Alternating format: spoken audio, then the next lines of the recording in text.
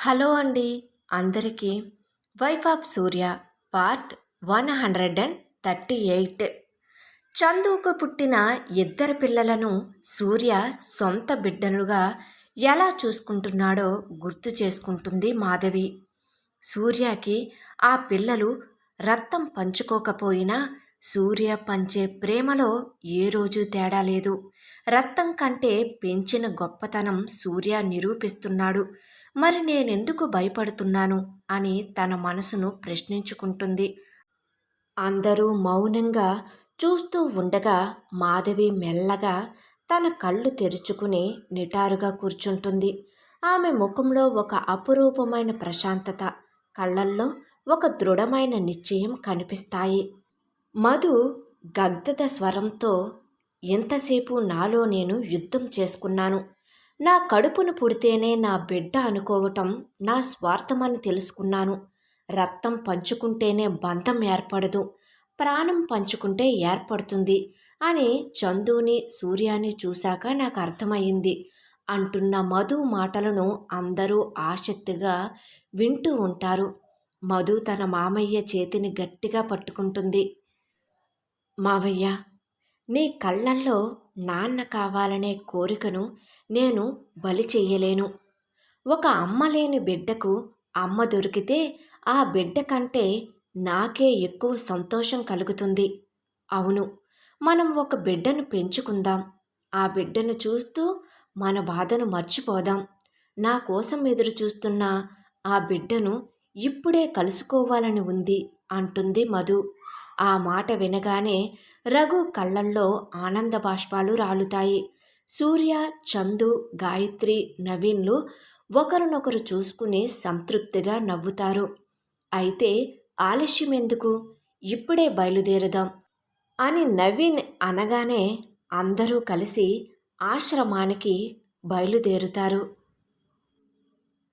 Car కిటికీలోంచి బయటకు చూస్తున్న మాధవికి ఇప్పుడు లోకం కొత్తగా కనిపిస్తుంది. గాలిలో పక్షులకు కిలకిల రావాలు కూడా ఒక చిన్నారి నవ్వులా వినిపిస్తుంటాయి. తన జీవితంలోని లోటు నిండిపోతుందనే నమ్మకం ఆమెను ఉత్సాహపరుస్తుంది. సూర్య కారు ఆశ్రమం గేటు ముందు ఆగుతుంది. మాధవి కారు దిగుతుంటే ఆమె కాళ్ళు వణుకుతుంటాయి. లోపలికి వెళ్తుంటే వినిపిస్తున్న పసిపిల్లల ఏడుపులు, నవ్వులు ఆమె గుండెను పిండేస్తుంటాయి. చందు ఆమె చేయి పట్టుకుని, ధైర్యంగా ఉండు మధు, నీ జీవితం ఇక్కడి నుంచే చిగురించబోతుంది అని భరోసా ఇస్తుంది. ఆశ్రమం నిర్వాహకులు వారిని ఒక గదిలోకి తీసుకువెళ్తారు. ఆశ్రమం హాలులోకి అడుగు పెట్టగానే ఒక వింతైన నిశ్శబ్దం ఆవరిస్తుంది. అక్కడ ఎంతోమంది పిల్లలు ఉంటారు. కొందరు ఏడుస్తుంటారు, కొందరు తమలో తామే ఆడుకుంటూ ఉంటారు. అక్కడ ఉన్న పిల్లలకి అమ్మ అంటే ఎవరో తెలియదు. వారికి తెలిసిందల్లా ఆశ్రమంలో పాలు ఇచ్చే ఆయమ్మలు లేదా అప్పుడప్పుడు వచ్చి వెళ్ళే విజిటర్లు మాత్రమే. కానీ ఆ పిల్లలందరిలోనూ ఒక వెలితి ఉంటుంది. ఆ వెలితిని పూడ్చే స్పర్శ కోసం వారు పరితపిస్తుంటారు. అందరి మధ్యలో కాకుండా ఒక మూల చిన్న బొమ్మను పట్టుకుని ఎవరి కోసమో ఎదురు చూస్తున్నట్లుగా కూర్చుని ఉంటుంది ఒక 2 ఏళ్ల చిన్నారి. ఆ పాప ముఖం చందమామ అంత ముద్దుగా, కళ్ళు ఎంతో పెద్దవిగా నిండుగా ఉంటాయి. మాధవి చూపు ఆ పాపపై పడగానే ఆమెలో ఏదో తెలియని భావం కలుగుతుంది. ప్రపంచం మొత్తం నిశ్శబ్దమైపోయి కేవలం ఆ పాప మాత్రమే కనిపిస్తుంది ఆమెకి. మాధవి మెల్లగా ఆ పాప దగ్గరకు నడుస్తుంది. పాప ముందు మోకాళ్ల మీద కూర్చుని తన వణుకుతున్న చేతిని పాప బొగ్గ దగ్గరకు తీసుకువెళ్తుంది. ఆ పాప భయపడకుండా తన చిన్న చేతితో మాధవి వేలిని పట్టుకుంటుంది. ఆ పసి చేతి స్పర్శ తగలగానే మాధవి కళ్ళ నుండి అప్రయత్నంగా కన్నీళ్లు దారలుగా రాలుతాయి. మధు ఆ పాపను మెల్లగా దగ్గరకు తీసుకుని తన ఒడిలో కూర్చోబెట్టుకుంటుంది. ఇన్నాళ్ళు తన కడుపులో దాచుకున్న మాతృత్వం అంతా ఆ పాపను నిమురుతుంటే బయటకు వస్తుంది. ఆశ్రమంలోని ఆయమ్మలు ఎవరైనా వస్తే అమ్మ వచ్చారు, అమ్మ దగ్గరికి వెళ్ళు అని నేర్పిస్తుంటారు.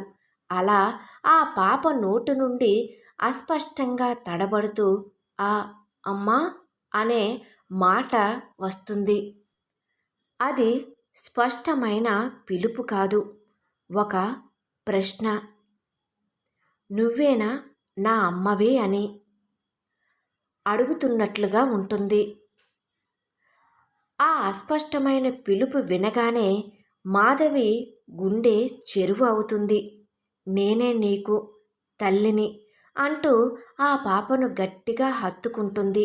ఆ క్షణం పాపకు అమ్మ అంటే కొంచెంగా అర్థం అవ్వగా మాధవికి అమ్మతనం అంటే ఏమిటో తెలుస్తుంది.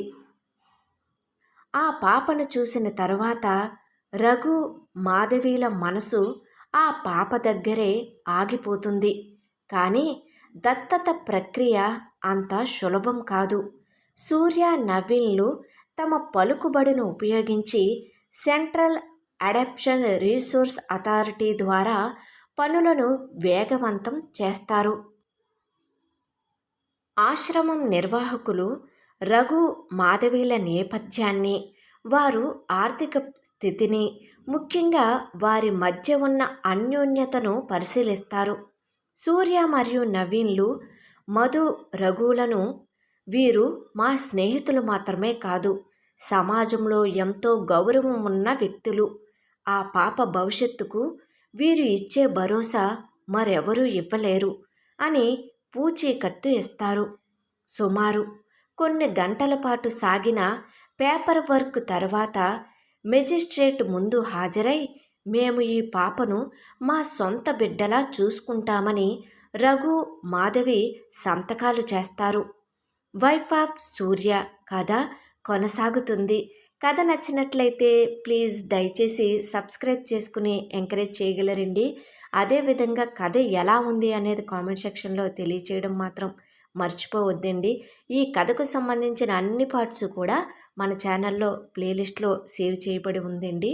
ఒకవేళ మీకు ఇంట్రెస్ట్ అయితే కనుక వెళ్ళి చెక్ చేయొచ్చు. అదేవిధంగా మన ఛానల్లో మరొక కొత్త స్టోరీ రన్ అవుతుందండి.